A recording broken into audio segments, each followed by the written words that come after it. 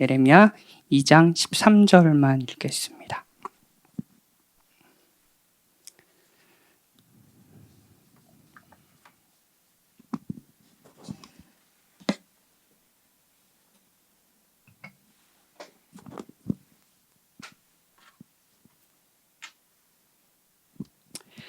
한 절이니까요. 다 같이 읽읍시다. 예레미야 2장 13절입니다. 다 같이 읽겠습니다.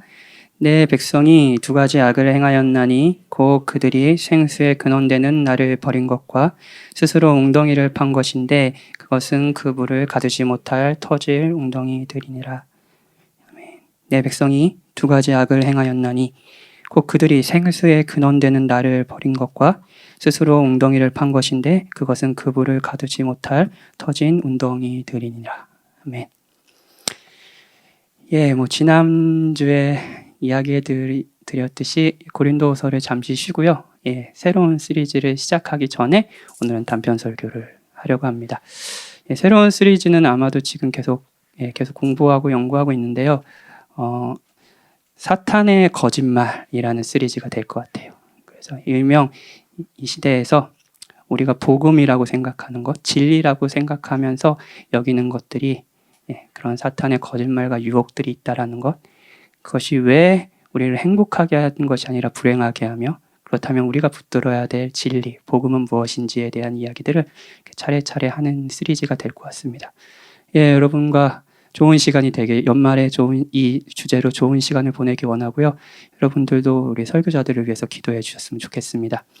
오늘은 광고 드린 대로 단편 설교입니다. 단편 설교지만 짧지는 않을 것 같고요. 언제나 그랬듯이 미안한 마음이 있습니다. 이 오후의 시간에. 그리고 오늘은 조금 언제나 그랬듯이 좀 매일 그렇죠. 근데 특별히 좀 진지하고 엄중한 주제가 될 것 같기도 합니다. 목회자 이제 작년에 목사 안수를 받고요. 그 전에도 이제 교역자로 사역을 계속했죠. 이렇게 교역자로 살면서 겸손할 수밖에 없는 상황에 놓일 때가 있는 것 같아요. 겸손해지자, 겸손에 대한 말씀을 듣고 내가 겸손해져야지, 이런 결심 이런 게 아니고요. 문제가 너무 큰 거예요. 그래서 목회자로서 내가 교역자, 사역자로서 할 수 있는 일이 없어 보이는 거예요. 이런 일이 교회에서 지금도 계속 사역하는 내내 교회 안에 있었고요. 그리고 지금도 교회 안에서 일어나고 있습니다. 여러분이 직장생활을 하면서 겪는 수많은 어려움, 그리고 관계로 얽혀있는 여러 문제들, 특히 가장 사랑하는 가족, 부부 사이에도 여러 고통이 있다는 것을 알고 있습니다. 그러면서 이런 질문을 저한테도 하고 스스로에게도 많이 했다는 것을 알고 있습니다. 도대체 우리 회사는 왜 그럴까? 도대체 우리 부모님은 왜 그럴까? 우리 교회는 왜 그럴까? 무엇이 문제지? 그런 과정을 겪으면서 여러분들은 세상이 그리고 사람들이 참 악하다는 생각을 많이 했을 겁니다. 참 악하다 이런 생각 많이 하셨죠. 악이 아주 가까이 있는 거예요. 우리 근처에. 그렇죠? 여러분 사는 세상에. 그리고 여러분이 내일부터 보낼 세상에. 그래서 참 고통스럽다는 생각을 하며 사실 겁니다. 자, 악. 기독교 신앙이 있는 사람들뿐만 아니라 신앙이 없는 사람들도 현재 우리 세상을 묘사하면서 떠오르는 단어일 겁니다. 악. 그렇죠? 저는 악의 강력함을 볼 때마다 저의 무력함을 느끼고요. 그리고 동시에 겸손해집니다. 자, 그럼 질문할게요. 악은 도대체 뭘까요? 우리 참 악하다 이런 얘기 많이 하잖아요. 악하다. 그렇죠? 이 세상을 묘사하는 단어. 악하다. 무엇이 악이길래 세상은 이렇게 고통스럽고 우리를 힘들게 하고 있을까요? 그리고 우리 안에 그 악이 있기에 우리 또한 누군가를 고통스럽게 하고 있을까요? 악. 도대체 뭔가요, 악이? 오늘은 성경이 말하는 바 악에 대해서 살펴보려고 합니다. 3가지 대지로 이제 살펴볼 거예요. 첫 번째, 악에 대해서 우리가 갖고 있는 오해를 짚죠. 이거는 악은 단순한 행동만을 의미하지 않는다는 겁니다. 그리고 두 번째, 그렇다면 악은 무엇인가를 본문을 통해서 예레미야서 본문을 통해 살펴보고요. 셋째, 그러면 우리는 어떻게 악에서 돌이킬 수 있는가라는 이 부분에서 복음을 다시 듣죠. 첫 번째입니다. 악에 대해 우리가 갖고 있는 오해를 짚을게요. 자, 주로 악이라고 하면 여러분들이 생각하는 게 뭔가요? 주로 저도 그렇고 여러분들이 생각하는 건 행동일 겁니다. 행동. 눈에 보이는 행동이요. 뭐 살인, 간음, 거짓말, 사기, 폭력, 도둑질 뭐 이런 것들이 이제 하면 떠오르는 우리의 딱 본능적으로 떠오르는 그런 모습들이잖아요. 악은 이런 행동들을 포함합니다. 맞습니다. 이런 행동들은 악합니다. 하지만 악이 행동만을 의미하는 것은 아닙니다. 만약 그렇다면 악이 단순히 행동만이었다면 눈에 보이는 행동만을 악이라고 했다면 바리새인은 악하다는 평가를 받지 않았을 겁니다. 예수님에게 아주 사복음서 보면 예수님의 가장 이렇게 논쟁을 심하게 했던 무리들이 바리새인들이었잖아요. 이 사람들은 하나님의 율법을 지키는 것에 정말 열심이었습니다. 부모를 공경했고요, 살인하지 않았고요, 간음도 하지 않았습니다. 당연히 안 했겠죠. 도둑질, 거짓말도 안 했습니다. 율법을 매일같이 읽었고요, 외웠습니다. 그리고 정해진 시간에 기도했습니다. 11조와 구제의 삶에도 꽤 헌신적이었습니다. 그 당시 바리새인들은 유대인들에게 굉장히 큰 존경을 받았어요. 어떤 사람도 바리새인들을 보고 악하다고 말하는 사람은 없었습니다. 어쩌면 그 당시 딱 한 사람만 바리새인을 향해 악하다고 하셨습니다. 누구겠어요? 예수님이겠죠? 예수님은 일명 화 있을진저 시리즈 아시죠? 그래서 이런 말씀을 하십니다. 화 있을진저 외식하는 서기관들과 바리새인들이요, 장과 대접의 겉은 깨끗이 하되 그 안에는 탐욕과 방탕으로 가득하게 하는도다. 눈먼 바리새인이여, 너는 먼저 안을 깨끗이 하라. 그리하면 겉도 깨끗하리라. 마태복음 23장 25절부터 26절입니다. 자, 장과 대접의 겉은 깨끗합니다. 즉, 그들이 눈에 보이는 행동은 흠을 잡을 수 없습니다. 경건해 보여요. 하나님을 사랑하는 것 같고요, 무엇보다도 거룩한 것처럼 보입니다. 악을 발견할 수 없습니다. 그런데 예수님께서 그 안은 다르다고 말하세요. 그리고 바리새인들이 눈이 멀었다고 말하며 너희 안이 깨끗하면 겉도 깨끗하다고 말씀하시는 거예요. 자, 이 말씀을 생각해 봅시다. 바리새인의 행동은 깨끗해 보였습니다. 그런데 그 안이 더러웠어요. 방탕과 탐욕으로 가득했어요. 우리의 주제로 말하면 그 안이 악했어요. 그러므로 깨끗하게 보이는 그 행동도 사실은 더러운 것이라는 거예요. 그러면서 예수님은 이렇게 이야기하세요. 먼저 안을 깨끗이 하라. 그러면 겉도 깨끗할 거다. 행동을 일으키는 마음이 깨끗하다면 너희 행동도 깨끗할 것이다. 행동을 일으키는 마음이 탐욕과 방탕으로 가득하구나. 그렇다면 깨끗해 보이는 너의 행동도 사실은 악한 것이다. 여러분, 악은 단순히 보이는 행동만을 의미하는 것이 아닙니다. 오히려 그 행동을 일으키는 마음이죠. 만약 여러분이 자신과 주변 사람들이 악하다고 생각하면서 여러분의 행동만을 고치고자 한다면, 자, 이런 행동을 하지 말자, 이런 행동을 하자, 이런 말만 계속한다면 잠시 그 행동을 멈출 수는 있을 겁니다. 일명 선한 행동, 경건한 행동을 할 수도 있을 겁니다. 그런데 이내 다시 돌아갈 거예요. 그 마음은 변하지 않았거든요.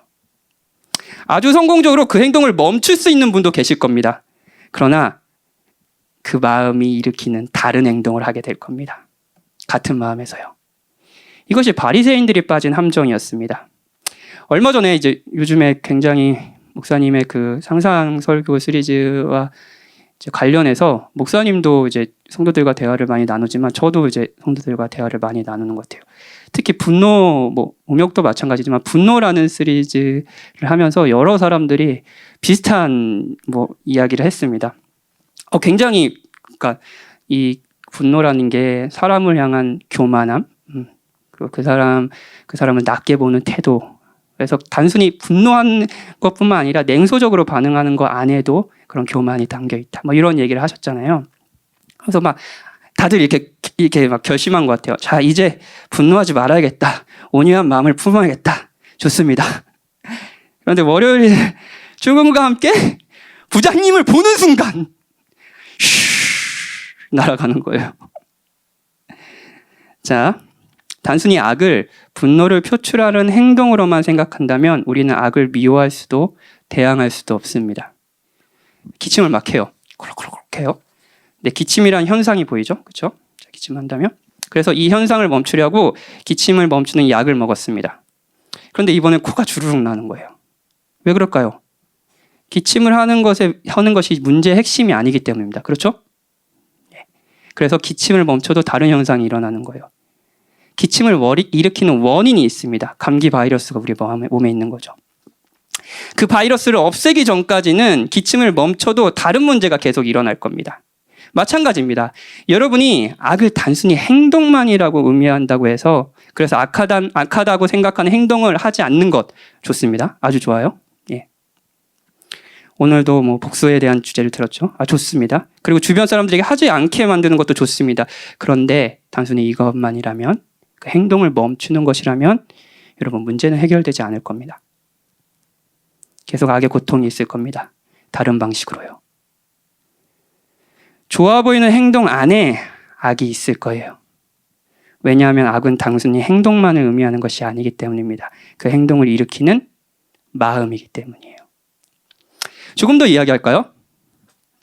악한 행동은 악한 마음에서 나온다고 그랬죠? 그렇죠? 그런데 여러분 마음 중에 그런데 여러 마음이 있다면 그 마음 중에 조금 더 본질적인 마음이 있습니다. 다른 마음을 일으키는 마음이 있어요. 이것도 예를 들어볼게요. 아까 분노를 주제로 얘기했으니까 분노에 대해서 다시 생각해보죠. 제가 막 화를 냈어요. 이정경 목사님에게 이정경 목사님 뒤에 계셔서 화를 냈다고 해봅시다. 목사님도 저를 예화로 쓰시니까 저도 한번 쓰겠습니다. 복수예요. 예. 목사님 그러시면 됩니까? 저 좀 사랑해 주세요. 이렇게 고개를 흔드시는데 제가 혹시 이런 말 한 적 있나요, 목사님? 지금까지? 제 마음을 잘 속이지 못. 저는 정직하군요 그 부분에서. 예. 하여튼 목사님께 저 좀 사랑해 주세요라고 했어요. 자, 분노했습니다. 목사님에 대해서. 목사님이 날 사랑하지 않는 거예요. 그래서 목사님 사랑해 주세요. 라고 막 월요일 출근하자마자 목사님 막 똑똑 두들겨 대 목사님 할 말이 있습니다.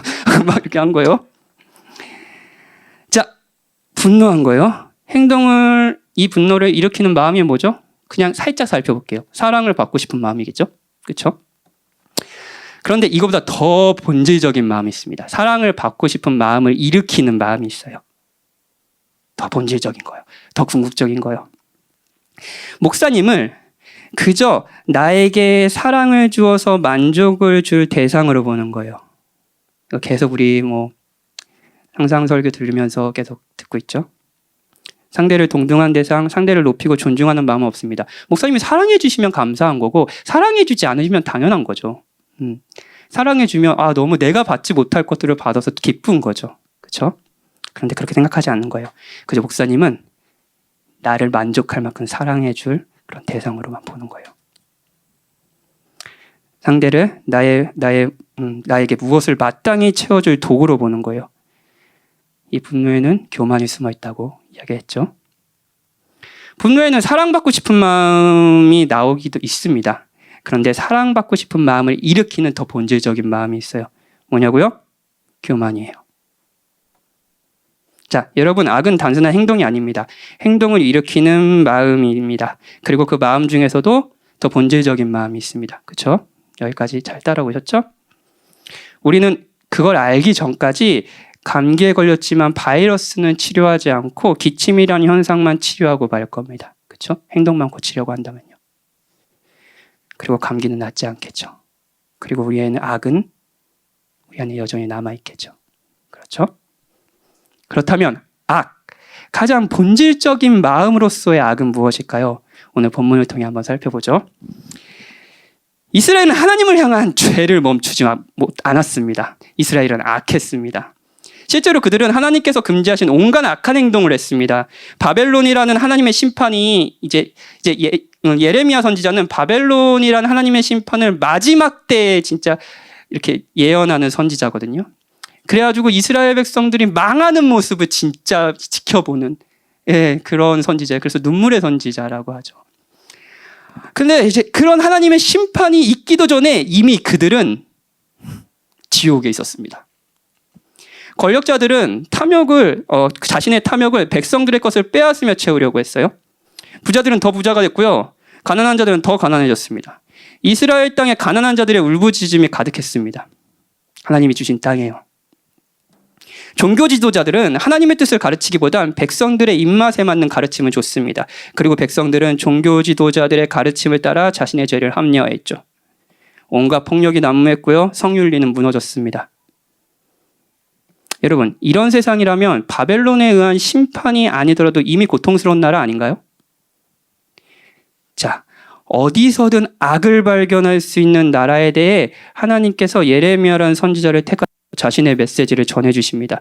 그리고 이 메시지는요, 거의 진짜 예레미야서 예전에 목사님이 그 매일 성경으로 매일 하신 적이 있고, 그리고 후반부에는 제가 또 했었던 기억이 있거든요. 진짜 눈물의 편지입니다. 이 메시지는 거의 하나님의 통곡과 호소에 가깝습니다. 앞서 5절, 오늘 본문에 읽은 5절에 보면 너희 조상들이 내게서 무슨 불의함을 보았기에 나를 멀리하고 이렇게 얘기합니다. 내가 너에게 도대체 무슨 죄를 졌기에 나를 멀리하는 거냐라고 물으세요. 오늘 2장 29절에 보면 너희가 나에게 대항함은 어찌 됨이냐라고 물으시거든요. 그러니까 실제로 그 이스라엘 백성들 중에 일부들은 그들의 불행에 대해서 혹은 불행에 종식시켜주지 않는 것에 대해서 또는 하나님께서 바벨론이라는 심판을 내리시는 것에 대해 하나님을 비난하는 것처럼 보여. 이런 거예요. 당신이 하나님이라면서요. 그런데 왜 우리는 이렇게 힘든 겁니까? 우리를 심판한다고요? 당신이 하나님이시라면서요. 사랑이 많으신다면서요. 은혜와 자비가 풍성하신 분이라면서요. 근데 세상은 악해요. 고통스럽습니다. 그리고 심판이라니요. 아담이 하나님께서 그에게 하와를 주신 것을 비난하며 죄를 지은 상황에 대한 책임을 하나님께 넘겼던 것처럼, 혹은 오늘날 많은 사람들이 하나님은 존재하지 않는다고 생각하면서, 이것도 아이러니죠. 하나님이 존재한다면 당연히 막아야 하는 모든 나쁜 일들에 대해 하나님을 비난하듯이 이스라엘 백성들이 그러고 있는 거예요. 그러자 하나님은 그들에게 죄를 지으신 것이 아니라, 불의한 것이 아니라 오히려 신실하게 사랑하고 돌봐주셨다는 것을 6장 7절에서 이야기합니다. 11절에 보면 이런 말씀도 있습니다. 진짜 호소해요. 어느 나라가 그들의 신들을 신 아닌 것과 바꾼 일이 있느냐. 그러나 나의 백성은 그의 영광을 무익한 것과 바꾸었다. 얘들아, 생각해봐라. 각자 나라마다 신들이 있지 않니? 너희들이 다 경험했잖아. 각 나라마다 신들이 있었지. 도대체 신을 바꾼 나라가 있긴 있니? 하다못해 살아있지도 않은 신에 대해, 그들이 만든 그 신에 대해서도 사람들은 신을 바꾸지 않아. 그런데 너희들은 나를 버리고 다른 것을 선택했어. 이건 거의 절규입니다. 자, 그러면서 오늘 우리가 읽은 본문에서 하나님께서 악의 가장 본질적인 마음이 무엇인지 알려줍니다. 같이 읽을까요? 13절입니다. 시작.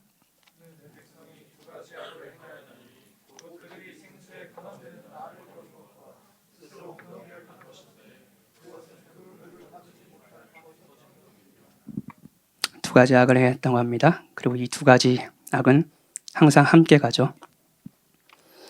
하나님은 샘물에 빗대어 그들의 악함을 지적하세요. 그 당시 이스라엘 지역은 지금도 마찬가지지만 농사를 짓기 굉장히 힘든 지역이었습니다. 주로 그래서 목축업이 많았죠. 농사를 지으려면 제일 필요한 게 여러 가지가 있을 거예요. 근데 물이 제일 중요하잖아요. 그래서 지금도 농사를 지으면 흉년이다가 하면 가뭄과 함께 흉년이 들잖아요. 물이 굉장히 중요합니다. 근데 일단 이스라엘 땅에는 큰 강이 없었어요. 나일강과 같은 큰 강이 없었고요.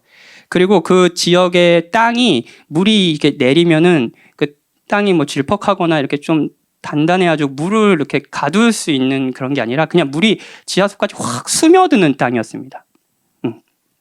그러니까 물을 저장할 수 없는 땅인 거예요. 그래서 뭐 천수답, 뭐 이런 이야기도 하죠. 하늘에서 비가 내려야지 농사를 지을 수 있는 땅이었어요. 그래가지고 물이 나오는 우물, 샘을 찾는 것이 굉장히 중요한 일이었습니다. 그럼 뭐 드물었어요, 되게. 그런데 이런 상황에서 여러분 잘 생각해보면 여러분 농사를 지고 있어요. 이런 땅에서요. 근데 여러분 영구적인 물이 솟아나는 샘물을 찾은 농부가 있는 거예요. 물이 계속 솟아나요. 계속 농사를 지을 만큼 풍족한 물이 막 계속 솟아납니다. 물 걱정하지 않아도 되는 거예요. 그런데요, 여러분, 이 샘물을 버린대요. 이 샘물을요, 쓸모없어. 이 샘물은 나의 농사에, 나의 생계에 아무런 도움이 되지 않아. 그래서 이 샘물을 버린대요. 이거 뭐 멍청한 거 아닌가요? 그렇죠? 그리고 하는 행동이 뭔지 아세요? 물을 얻고자 스스로 웅덩이를 파는 거예요. 막 파요. 막 파요. 근데 그 웅덩이가 터져 있어요. 그래서요, 물이 가둬지지가 않아요. 계속 흙만 파고 있어요. 자, 이 부분에서 하나님은 악의 본질적인 마음을 알려주십니다. 하나님은 이스라엘 백성에게 한량없는 은혜의 샘물을 주셨습니다. 살아계신 하나님의 사랑과 공급하심을 이스라엘 백성들은 역사 속에서 수차례 경험했습니다.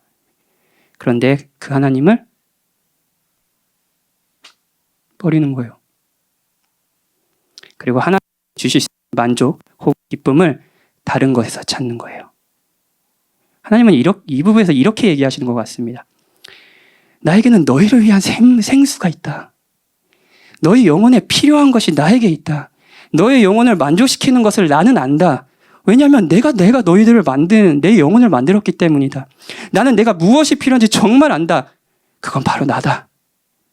너희들은 나로 인해 만족할 수 있고 기뻐할 수 있단다. 내가 너희를 사랑하고 돌보고 있다는 것을 누릴 때 비로소 평안과 안전을 알게 된단다. 나에게 너희가 원하는 진정한 아름다움이 있어. 너희가 세상에서 바라보는 아름다움은 그저 나를 아주 조금 반영한 것뿐이란다. 너희는 나의 아름다움을 볼 때 정말 탄성을 지를 수 있을 거란다. 나는 지루하지 않단다. 나는 매일 새롭단다. 왜냐하면 난 무한하기 때문이야. 너희들은 나로 인해 만족할 수 있고 기뻐할 수 있어. 그런데 악은 이렇게 이야기합니다. 아니요, 필요 없어요. 아니요, 필요 없습니다. 또는 아니요, 내 길은 내가 찾아요. 내 일은 내가 알아서 합니다. 당신은 신뢰할 수 없어요. 어떻게 당신을 신뢰합니까? 기쁨과 만족, 새로움과 아름다움, 인정과 사랑, 평안과 안전. 그래요! 전 그걸 원해요. 이걸 원하지 않는 인간은 없어요. 여러분 다 원하시죠? 전 그걸 원해요. 그런데 그걸 당신이 주신다고요? 믿을 수 없습니다. 내 웅덩이를 파겠습니다. 이것이 악입니다.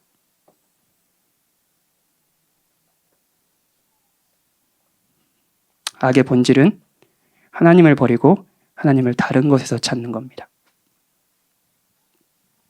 정말 그런지 다른 구절을 볼까요? 최초의 인류의 죄입니다. 이 부분은 목사님께서 쓰신 새가족반에 아주 자세히 나와 있죠. 그 부분을 조금 요약해서 생각해 볼게요. 뱀은 이렇게 이야기합니다. 너희가 그것을 먹는 날에는 너희 눈이 밝아져 하나님과 같이 되어 선악을 알 줄 하나님의 아심이니라. 창세기 3장 5절이요. 이렇게 유혹해요. 하나님이 그건 먹지 말라고 하셨다고? 그렇다면 하나님은 정말 좋고 만족스러운 것을 너에게 주시지 않으려는 거야. 하나님은 그걸 원하지 않는 거야. 하나님 너에게 만족을 주실 수 있는 분이 아니야. 하나님은 너의 행복을 원하지 않으셔. 그렇다면 저걸 먹게 하셨겠지. 저걸 주시지 않으셨다고? 그런 하나님은 넌 믿을 수 있니? 이거예요. 이게 유혹의 핵심입니다. 하나님을 따르면 너희는 만족스럽지 못할 거야. 이게 유혹의 핵심입니다. 하나님을 따르면 기쁘지도 않을걸? 행복해지려면 저걸 먹어야지. 저걸 먹지 않는 건 바보 같은 거야. 하나님의 율법에 따라 살아간다고? 그건 미련한 인생이지.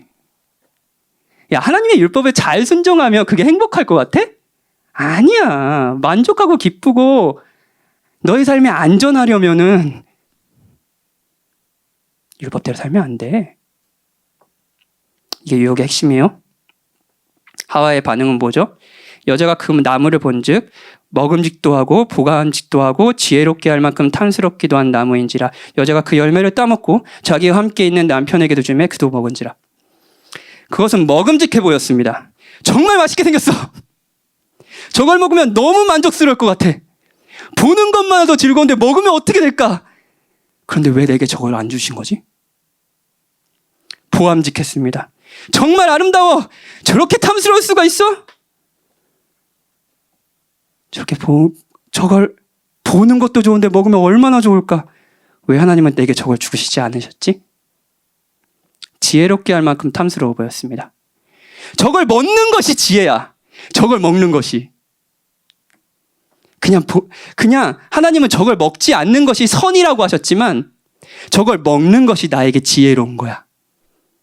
하나님의 선과 악을 나에게 규정해 주셨지만 저걸 먹지 않는 것이 선한 것이 좋은 것이고 먹지 않는 것이 악한 것이다라는 걸 규정해 주셨지만 아니야. 저걸 먹는 것이 좋은 거야.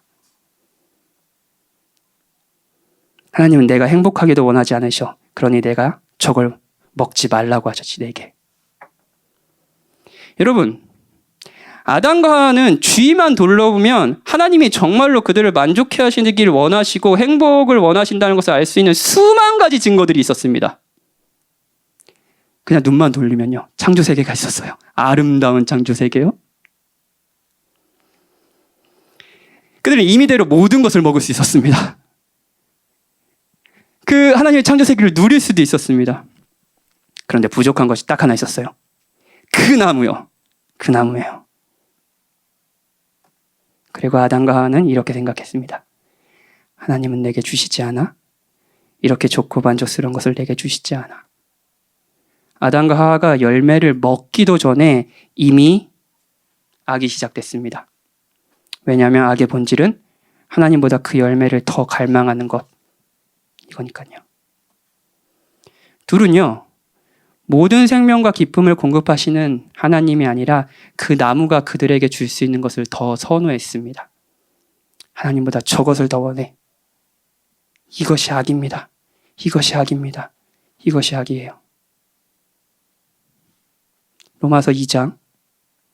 하나님을 알되 하나님을 영화롭게 하지 아니하며 감사하지도 아니하고 오히려 그 생각이 허망하지며 미련한 마음이 어두워졌나니 스스로 지혜 있다 하나 어리석게 되어 썩어지지 아니하는 하나님의 영광을 썩어질 사람과 새와 짐승과 기어다니는 동상의 우상으로 바꾸었느니라. 그러므로 하나님께서 그들의 마음의 정욕대로 더러움에 내버려 두사 그들의 몸을 서로 욕되게 하게 하셨으니 이는 그들이 하나님의 진리를 거짓 것으로 바꾸어 피조물을 조물조보다 더 경배하고 섬김이라. 주는 곧 영원히 찬송할 이시로다. 아멘.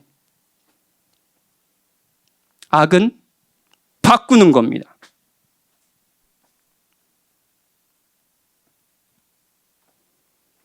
여러분, 이 악은요, 이게 가장 본질적인 악이라면요, 하나님을 버리고 하나님을 다른 곳에서 찾는 게 본질적인 악이라면요, 성경이 말하는 바,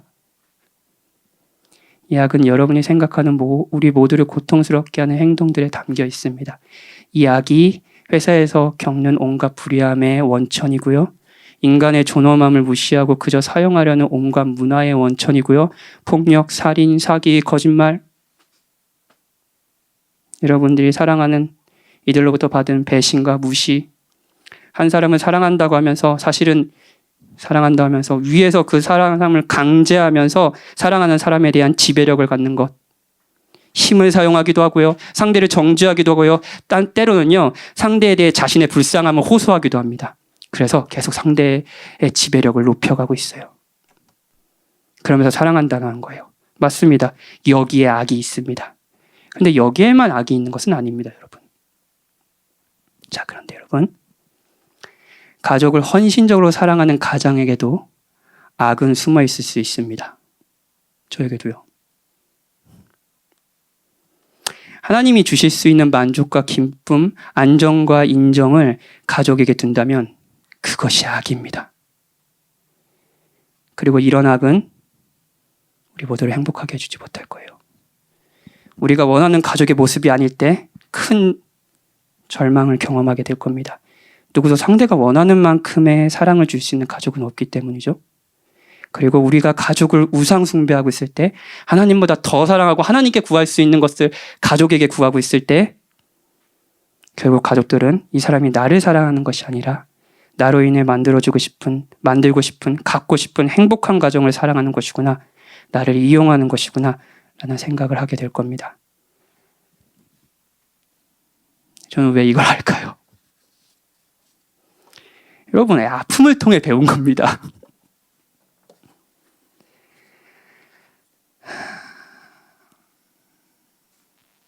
하나님을 버리고 하나님을 다른 것에서 찾는 이 악은 한 사람을 사랑한다고 하면서 사실은 위에서 강제하며 그에 대한 지배력을 갖게 되는 행동으로 이어질 수 있습니다. 그렇게 나타나요. 그런데 가족을 향한 누가 보더라도 헌신적으로 사랑하는 그 사랑에도 악이 있을 수 있습니다. 만약 그렇게 사랑하면서 하나님만이 주실 수 있는 것을 가족에게 요구하고 있다면요. 자, 여러분, 주께서 지금 이 시간 진심으로 저와 여러분에게 말씀해 주셨으면 좋겠습니다. 우리가 정말 악하다는 것,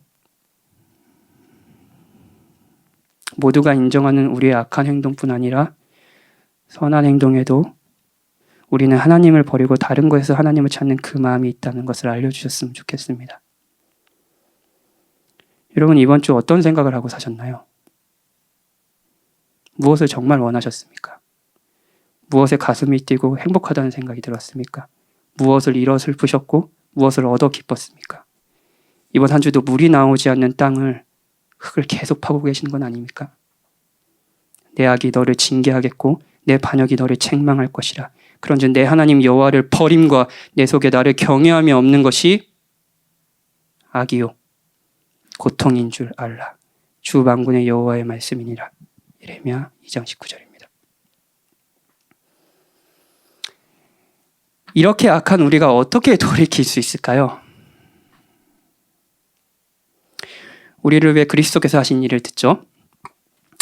그리스도가 우리와 같은 인간이 되셔서 오신 세상은 바벨론에 의해 멸망을 앞둔 세상과 같았고요. 지금 우리가 사는 세상과 같았습니다. 사람들은 생수의 근원되는 하나님을 버렸고요. 스스로 웅덩이를 파고 있었습니다. 그런 사람들에게 그리스도는 뭐라고 외치셨냐면 이렇게 외치셨습니다. 누구든지 목마르거든 내게로 와서 마시라. 나를 믿는 자는 성경의 이름과 같이 그 배에서 생수의 낭이 흘러나오리라. 자, 사람들은 하나님을 버렸고요. 스스로 웅덩이를 파고 있었어요. 근데 그런 자들에게 예수님 그리스도께서 하신 이 말씀은 이 말씀이었습니다. 아니야. 그게 아니야. 나에게 와라. 너희가 원하는 그 만족이 나에게 있다. 너에게 그것을 줄 수 있다. 라고 얘기하셨어요. 예레미야서에 써있는 하나님의 메시지가 거의 절규에 가까웠다면 그리스도의 외침도 절규였습니다. 다른 곳에서 샘물을 발견할 수 없다. 너희가 원하는 만족과 기쁨, 인정과 사랑, 아름다움과 새로움, 안정과 평안, 부유함과 나눔이 나에게 있다. 내가 너희에게 그것을 줄 수 있다. 그래서는 외치셨습니다. 사람들은 어떻게 반응했을까요? 대중에는 그 예수님의 외침을 듣고 이 사람은 큰 선지자라고 반응한 사람도 있었고요. 이 사람이 그리스도다라고 반응한 사람도 있었고요. 어떤 자들은 저 사람은 죽여야겠다라고 반응하기도 했죠. 근데 마지막 때 그리스도 곁에는 자신에게 와서 마시려는 사람은 없었습니다. 제자들도 그리스도를 떠났어요. 제자들은 그리스도를 따르기 위해 꽤 많은 것을 버렸습니다. 자신의 생계를 버렸어요. 근데 그렇게 버리면서 정말 얻고 싶은 것이 있었습니다. 이 개혁가를 따라서 부강한 나라가 세워지고 그렇게 세워진 나라에서 큰 지위를 얻는 것이겠죠? 제자들은 꽤 많은 것을 버렸고 그들의 행동은 굉장히 선해 보였지만 그 행동 이면에는 악이 있었습니다. 하나님을 버리고 하나님을 다른 것에서 찾는 거죠. 하나님만이 주실 수 있는 것을 다른 것에서 찾는 것. 이 악이 제자들과 모든 사람들에게 있었습니다. 예수님을 만나는 모든 사람들에게요. 그리고 그리스도는 십자가로 가셨죠. 그분은 악이 없었습니다. 정말입니다. 그리스도는 영원전부터 아버지 하나님을 기뻐하셨고 그 안에서 완전한 행복과 만족을 누리고 계셨습니다. 그리스도는 물론 살인도 하지 않으셨고 간음도 하지 않으셨고 거짓말도 하지 않으셨습니다. 그리고 무엇보다 하나님만이 주실 수 있는 것을 다른 것에서 찾는 바보 같은 짓은 하지 않으셨습니다. 그는 악하지 않으셨습니다. 그런데 그가 심판을 당하셨습니다. 악한 우리가 받아야 할 심판을요. 자, 여러분, 왜 그리스도는 심판을 받으셨을까요? 그리고 왜 그리스도는 부활하셨을까요? 그리스도께서 죽고 부활하셔서 이루신 일이 무엇인가요? 그리스도께서 죽고 부활하셔서 우리가 얻는 유익은 무엇인가요? 생각해보죠. 자기 백성을 위한 죄의 용서. 맞죠? 우리 용서받았죠? 자기 백성으로부터는 하나님의 진노를 제하시고요. 죄와 마귀를 이기심. 지옥과 영원한 불행으로부터 건지심, 장차 있을 우리의 육체의 부활, 모든 육체적, 정신적 질병과 장애를 치유하심, 새하늘과 새 땅으로 들어가게 하심. 자, 이게 모두 그리스도께서 이루신 일이죠. 그분께서 이 모든 것을 다 이루셨습니다. 십자가에 죽고 부활하심으로요. 그리스도 안에 있는 모든 이들에게 이것이 다 있습니다. 성취된 거예요. 그런데 그리스도께서 죽으신 궁극적인 이유는 이런 것이 아닙니다. 더 본질적인 것이 있어요. 베드로전서 3장 18절이에요. 들어보세요.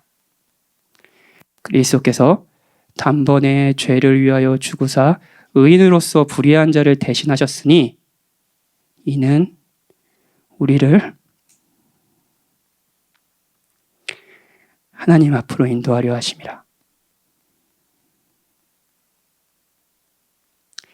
이는 우리를 하나님 앞으로 인도하려 하심이라. 하나님을 보고, 하나님을 알고, 하나님을 누리고, 하나님을 그 어떤 보다 귀하게 여기고, 여러분 이겁니다. 여러분이 왜 죄를 용서받기를 원하나요? 왜 하나님의 진노를 피하고 싶으시죠? 왜 그분의 의를 여러분의 것으로 여겨주셨으면 좋겠습니까, 여러분? 여러분 정말 그걸 원하십니까? 왜 원하시나요? 왜 지옥으로부터 건증을 받기 원하시죠? 왜 온전하고 새로운 육체를 원하시죠? 이 모든 것은 무엇을 위한 것이죠? 이 모든 것이 우리를 하나님께로 인도하기 위함입니다. 이것이 그리스도께서 죽으신 궁극적인 이유입니다. 이것이 그리스도께서 여러분의 의가 되신 궁극적인 이유입니다. 이는 우리를 하나님 앞으로 인도하려 하심이라. 우리 마음속에 있는 악의 본질, 하나님 이외에 무언가를 더 원하는 것에서 우리를 구원하시기 위해 하나님의 영광을 자신의 죽으심으로 보여주시어 하나님만으로 만족스럽다는 것을 알려주시기에 그리스도는 우리와 같은 인간이 되셔서 십자가에 죽으시고 부활하셨죠. 그리스도가 바로 이 일을 하신 겁니다. 저는 어제 오후에 한 자매님과 교제를 나누면서 오늘 설교, 제가 할 설교를 프리뷰하는 좋은 시간을 가졌습니다. 정말 좋은 시간이었어요. 예, 둘 다 하나님께서 그 시간을 복되게 하셨고요. 둘 모두에게 하나님 큰 위로를 주셨습니다. 자매님이 가지신 고민들이 있었어요. 근데 그 고민은 이런 거였습니다. 그리고 사실 이 고민은 여러분들 아마 다 하셨을 겁니다. 왜냐하면 저도 하고 있으니까요. 아마 목사님도 하고 계실 거예요. 은혜 복음을 계속 듣습니다. 근데 이걸 듣다 보니까 오히려 죄에 더 무기력해지는 자신을 발견한다는 거예요. 나는 죄인이지. 맞아, 난 죄인이야. 전적 타락. 그러니 죄를 지을 수밖에 없지. 내가 하나님께 인정을 받는 건 나의 완전함 때문이 아니지. 맞아, 은혜로 인정을 받지. 그리스도의 공료 때문이지. 공식과 같은 거예요. 그러면서 자기감이 드는 거예요. 자, 아주 익숙하죠? 이런 경험 있으세요? 우린 전적 타락한, 죄로부터 어떻게 할 수 없는 사람들이야. 죄를 짓는 건 당연한 거야. 그리고 우리는 은혜로 하나님께 받아들여지지. 자, 저도 익숙합니다. 맞습니다. 우리가 정말 악한 것이 뭐냐면요, 좋은 것을 좋은 방식으로 사용하지 않는 거예요. 복음도 하나님께서 그리스도를 통해서 하신 그 이 사랑의 일도요, 그 놀라운 경이로운 일도요, 하나님께로 가까이 하는 방식으로 사용하지 않습니다. 하나님과 가깝지 않은 나를 합리화하는 방식으로 받아들이죠. 이거 정말 악하지 않습니까, 여러분? 이상한 거예요. 저도 동일하게 이런저런 이런 자괴감을 들 때가 정말 많습니다. 말씀을 전하는 제가요. 하나님을 버리고 하나님을 다른 곳에서 찾는 거, 이 악이 제 모든 행동과 말에 담겨 있습니다. 그리고 저도 많이 어쩔 수 없지라는 생각을 했습니다. 어쩔 수 없지. 난 죄인이니까. 그런데 여러분, 제발 잘 들어주세요. 제발 잘 들어주세요. 여러분은 어쩔 수 없다고 생각하시죠? 그런데 그리스도는 악에 대해 어쩔 수 없는 우리를 그대로 놔둘 마음이 없으십니다. 그리스도는 악에 대해 어쩔 수 없다고 말하는 여러분을 그대로 놔둘 마음이 없으세요. 그것이 그리스도가 우리의 죄가 되어 십자가에 죽으신 이유입니다. 그리스도는 하나님만이 주실 수 있는 만족과 기쁨을 다른 곳에서 찾는 우리를 가만 놔둘 마음이 없으십니다. 우리를 하나님께로 이끄시기를 원하세요. 그래서 그리스도가 하신 일이 바로 복음입니다. 우리가 하나님 안에서 행복하길 원하십니다. 여러분과 저는 변화될 겁니다. 그리스도를 바라보면 우리는 확신할 수 있습니다. 용기를 내서 계속 그분이 보여주시는 바 하나님의 영광을 따르며 살 수 있습니다. 여러분, 우리는 변화될 겁니다. 그리스도는 정말 이런 악한 우리를 가만 놔두실 마음이 없으십니다. 그리스도께서 단번에 죄를 위하여 죽으사 의인으로서 불의한 자를 대신하셨으니 이는 우리를 하나님 앞으로 인도하려 하심이라. 아멘. 우리 같이 찬양하고 기도합시다.